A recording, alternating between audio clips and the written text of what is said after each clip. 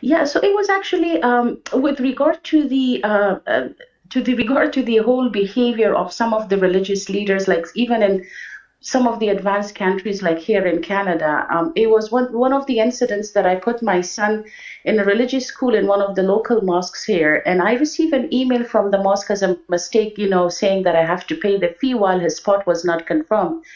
I called the masjid last week and I was actually inquiring. One of the sheikhs who actually received the call, when I was asking him this question, he got so harsh with me at one point, and he was like, I have to hang up the phone. I don't have time. I have to pray salah and I have to do this. Now, I don't want to go into details of what, went the back and forth, but, the hard part was that as soon as I hung up the phone, my son, who was actually about to start, and he's 6 years old, he started asking me questions which are so difficult for me to answer now.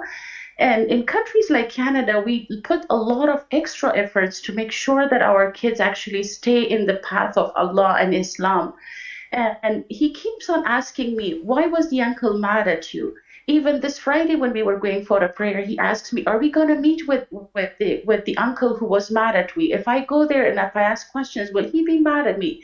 And this is the masjid that I have been donating regularly. And honestly, I've been faced with dilemma of, do I have to continue my donation? How am I going to answer my son? And honestly, this is not a one isolated incident.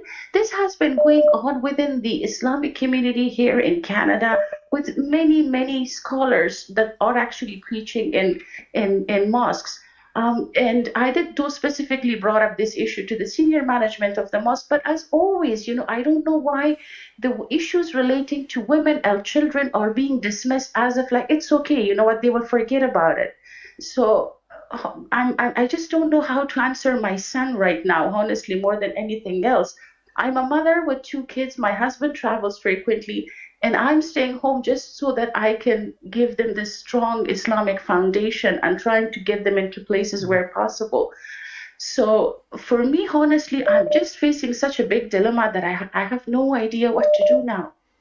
طيب Arman, I want you to bear with me. Here are a few words from me, and inshallah, hopefully they will be helpful.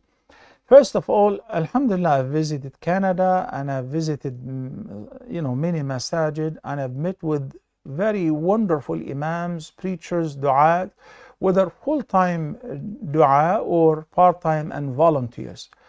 And I'm sure the way you describe this incident, that should be a separate incident and it should be treated this way.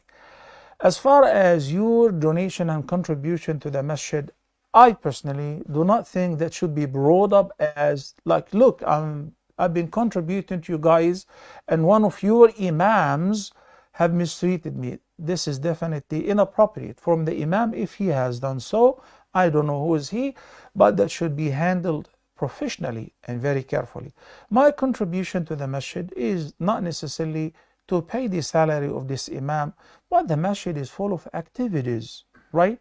And the Islamic centers in North America, I believe, wallahi, they are, if they do their job properly, they are Noah's Ark. They are the best way to save the families, the individuals, the elders, the youngsters, men and women.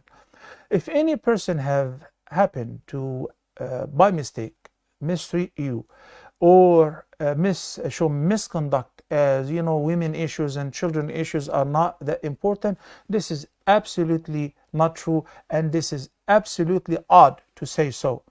They are as important as any other individual in the community. As a matter of fact, we work hard in order to make certain that our children are brought up properly, righteously, and they know what is right and what is wrong. So when they decide based on knowledge. They respect their elders, they respect their parents, they worship their creator, and so on. So I would highly adjure you, your complaint should be sent in writing to the head of the executive community or committee, where they are required to investigate and question the imam. And your husband, whenever he returns, he should be a part of that. And you should inquire about it, that the imam should attend for everyone in the community, regardless of their backgrounds and their capacity in the community. He may say, I'm so sorry, it was the iqama time and I had to hang up. I couldn't just hang up without telling you I have to go. It is the iqama and the prayer time. That's a valid excuse. But maybe I will collect your number and I'll follow up with you afterward. If I were you and I have a child who have witnessed inappropriate treatment, I would say this is a separate incident. An individual, maybe he was busy. Let me give him the benefit of doubt. I will handle this, honey, because I don't want to bombard my child with negative thoughts about the most important place in life, which is al-masjid. Al-masjid is not all about one person or two or more.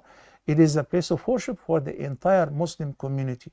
I highly appreciate that you have decided to become a house engineer and to stay at home, not to work, because your work and your job that you're doing, raising your children, is definitely the most important. It is superior to my job here, because you're taking care of your kids, upbringing them properly, teaching them how to become better individuals, better believers, and effective members in the community.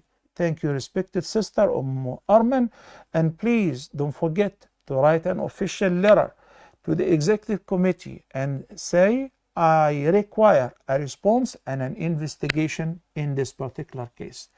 Thank you, sister. Jazakumullahu khairan.